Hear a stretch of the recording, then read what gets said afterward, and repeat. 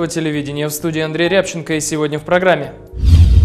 Неплатежеспособный «Газпром». Почему российский монополист с начала года не выплачивает Туркменистану деньги за поставленный газ? Россия создает альтернативную большой восьмерке – восьмерку стран ШОС. Каковы последствия этого геополитического шага будут для маленьких республик Центральной Азии? В Уфе прошла встреча Эмомали Рахмона и Владимира Путина. Суды Кыргызстана раз за разом присуждают чиновникам миллионные выплаты за поруганную честь. Осталась ли свобода слова на островке демократии? Очередная смерть в таджикской армии. Опять убийство, маскируемое властями под несчастный случай, или все-таки трагическая случайность? Кому вершки, а кому корешки? Президентская партия Кыргызстана приписала себе в заслуги построение в стране дорог, электростанций и, как ни странно, увеличение рождаемости.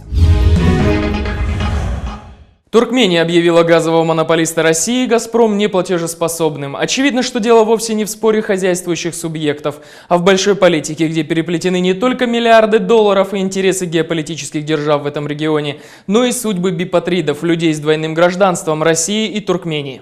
Накануне Туркмения заявила, что «Газпром» перестал быть платежеспособной компанией и не оплачивает счета за поставляемый республикой газ уже с начала этого года. Причем туркменская сторона официально объяснила это экономическим кризисом и санкциями против России. Многочисленные источники сообщают, что «Газпром» не то чтобы совсем не платит по счетам, но платит Туркмении за природный ресурс, исходя из собственных представлений о справедливой цене. При этом ценовые требования Туркмении не объявляются. Недовольство сторон друг другом длится уже не первый год. Еще с первых дней независимости газовый монополист закупал у Ашхабада газ в объеме до 80 миллиардов кубических метров, поставляя его после перегонки по собственным трубам в Европу уже по более высокой цене. Постепенно объемы закупаемого газа снижались, а недовольство Ашхабада малой ценой и реэкспортом «Газпром» туркменского газа росло. К началу этого года объемы закупаемого ресурса снизились всего до 4 миллиардов кубометров в год, так как «Газпром» ввел собственные природные месторождения на Ямале. В свою очередь, от назревающего противоречия Москвы и Ашхабада импортеры природного газа в Европе ожидают кардинальной перемены позиции Туркменистана в вопросе диверсификации маршрутов поставки туркменского газа на Запад. Эксперты полагают, что если Россия не увеличит объемы своих закупок в Центральной Азии, то Евросоюз и в первую очередь США реабилитируют закрытый несколько лет назад проект «Набуко», который предусматривает поставки природного газа из Туркменистана и Узбекистана в обход России. Сейчас цены на природный газ еще больше упали. И поэтому российский газ, а тем никто не покупает по высоким ценам. И Россия вынуждена пересматривать контракты с европейскими потребителями. И с той же Украиной. Цены упали больше, чем в 2 раза. А Туркменистан живет не в условиях рыночной экономики. Он считает, что его не касаются вот эти мировые процессы. И поэтому он настаивает на выполнении со стороны «Газпромом» обязательств по оплате природного газа по высоким ценам. Но так не бывает. И естественно, что, может быть, это и расходится с буквой закона, но со здравым смыслом и с правилами рыночной экономики это никак не расходится.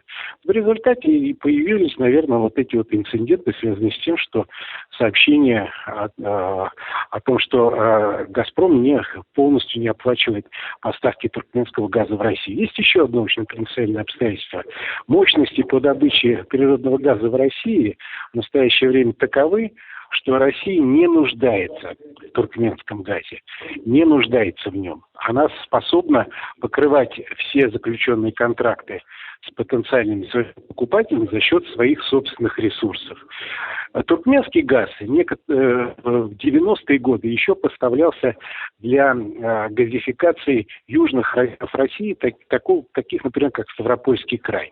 Но сейчас проложены «Газпром» трубопроводы, и эти регионы снабжаются не туркменским, а российским газом. То есть объективно сократилась возможности потребления со стороны России туркменского газа. Повторяю, до сих пор никакой возможности Украины получать туркменский газ иначе, как через территорию России, не существует.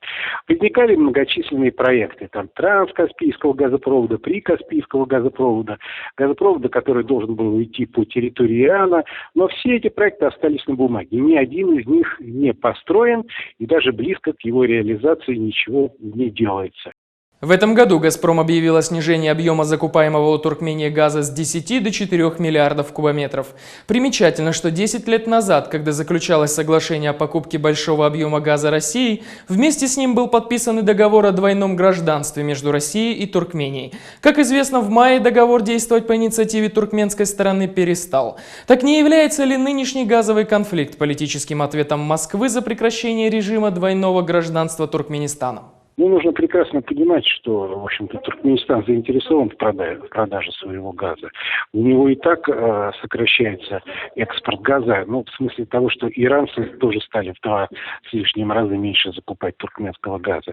Единственный потребитель, который в больших объемах закупает туркменский газ, это Китай.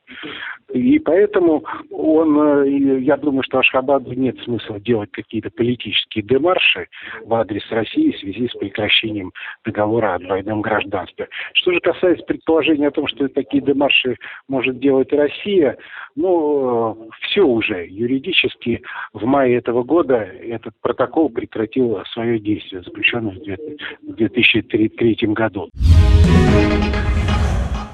Интересен момент, который выбрал Ашхабад для объявления «Газпрома» ненадежным партнером. Сегодня в Уфе начались саммиты БРИКС и ШОС, а также приехали главы Евразийского экономического союза, то есть основные союзники Москвы, включая Китай, с которым наверняка будет идти разговор об ускорении строительства нового газопровода «Сила Сибири», что является прямой конкуренцией Туркмении. И в рамках широкого саммита сегодня в Уфе состоялась встреча Эмомали Рахмона и Владимира Путина. Путин заявил, что отношения России с Таджикистаном развиваются очень хорошо. По его словам, в прошлом году, несмотря на все сложности экономического характера в Европе, в мире и России рост товарооборота России с Таджикистаном составил более чем 21%. Эмомали Рахмон говорил о необходимости наращивания объемов российских инвестиций в таджикскую экономику, а также о проблемах мигрантов и поблагодарил президента России за разрешение вновь вернуться в Россию определенному числу граждан Таджикистана, особенно студентам. Собираемый в Уфе саммит Шанхайской организации сотрудничества должен был стать едва ли не самым сенсационным событием, ведь к 6 действующим членам России, Китаю, Казахстану, Киргизии, Таджикистану и Узбекистану должны были присоединиться Индия и Пакистан. Таким образом, в мире появляется альтернативная 8 стран, в противовес большой 8, из которой исключили Россию.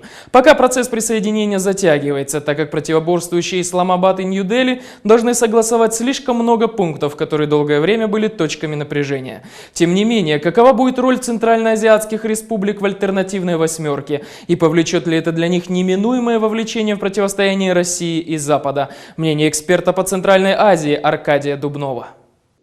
Москва, конечно, сильно пострадала от исключения из этого клуба сильнейших государств мира. И, конечно, заявляя о своем повороте на восток, Москва стремилась показать, что этот поворот на восток станет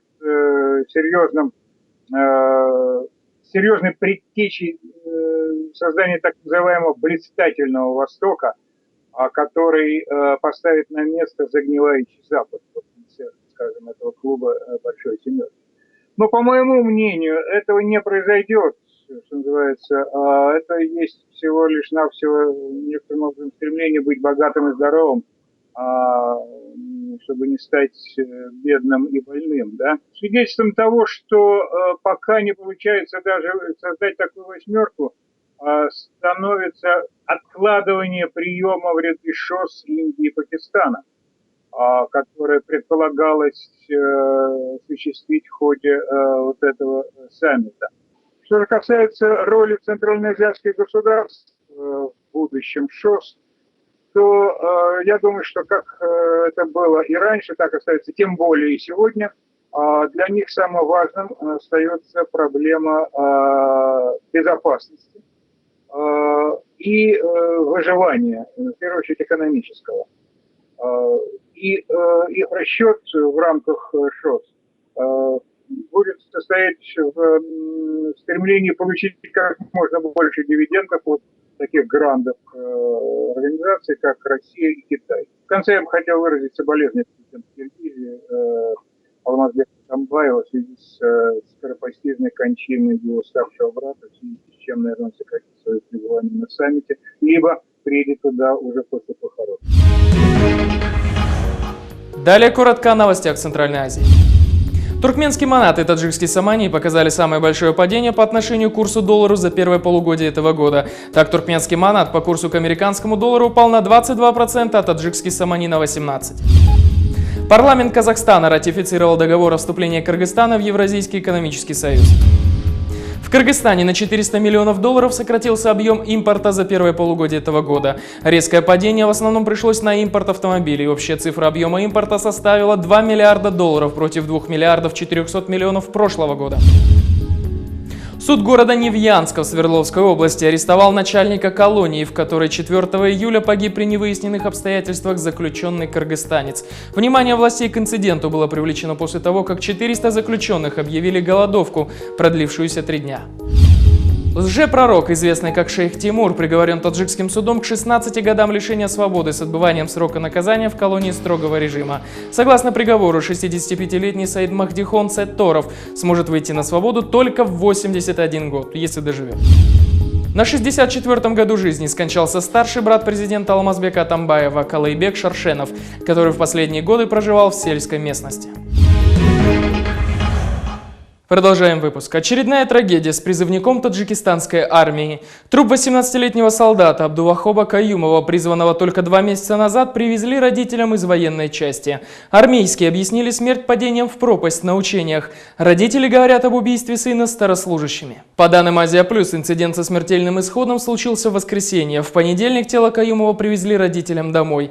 Официальное объяснение – случайная смерть во время учений. Военные утверждают, что парень не справился со спуском с горы и сорвался в пропасть. Получил сильнейшее увечье, врачи не смогли его спасти. Однако правоохранительные органы по месту жительства парня выявили многочисленные травмы, нанесенные тупыми и твердыми предметами. Местные судмедэксперты предположили, что смерть наступила, скорее всего, в результате избиения, а не падения с высоты. Уж слишком много у этого трагического инцидента аналогий со смертью другого призывника, Фердавса Рахматова. Парень был призван 7 мая и ровно через месяц, 7 июня, был избит до смерти старшими сослуживцами. Каюмов был призван 6 мая и ровно через 2 месяца погиб в армии. Смерть Рахматова сначала оборонное ведомство списало на несчастный случай, объяснив кончину молодого парня тепловым ударом. Смерть Каюмова пока объясняется падением в пропасть. Оба парня добровольно пошли служить таджикистанскую армию, и оба домой вернулись грузом 200. Что происходит в армии Таджикистана и почему смерти новобранцев идут одна за другой? Интервью правозащитницы Дилафрус Самодовой. Последние несколько месяцев это уже который случай, когда привозят труп военнослужащего. И смерть, зачастую это в случае избиения наступает смерть военнослужащих. И именно в этом деле получилось так, что военнослужащего перевели в другую воинскую часть после учебки в столице. В течение дня его избили и привели к родителям в дом. Результаты медэкспертизы указывают, что он был избит жестким предметом. И завтра мы ознакомимся с постановлением о возбуждении уголовного дела. Это исходя из слов родителей. Данную информацию мы получили только сегодня, совсем недавно. И мы еще не подключились к делу, так как дело находится в Душанбе, в главной военной прокуратуре. И мы сейчас договариваемся с адвокатом, чтобы он узнал причину, что говорит следствие по этому поводу. А между тем в руки журналистов «Вечернего Бишкека» попал предвыборный буклет президентской социал-демократической партии Кыргызстана. Из небольшой брошюры следует, что данное политобъединение единственное в республике по-настоящему ответственная политическая сила, а в Кыргызстане, словно не ее члены заслуживают журналистов, наконец-то достигнута свобода слова. Приписала себе президентская партия даже факт того, что население Кыргызстана превысило 5-миллионную отметку. Правда, как при этом участвовала партия или ее отдельные партийцы в деле демографического всплеска, в стране не указывается. Себе же СДПК приписала единоличное проведение прошлых парламентских выборов, строительство дорог, электростанций, линий электропередач и вхождение республики в евразийское экономическое пространство. Это была новостная служба Центральноазиатского телевидения. Мы говорим то, что иные предпочитают умалчивать. До свидания.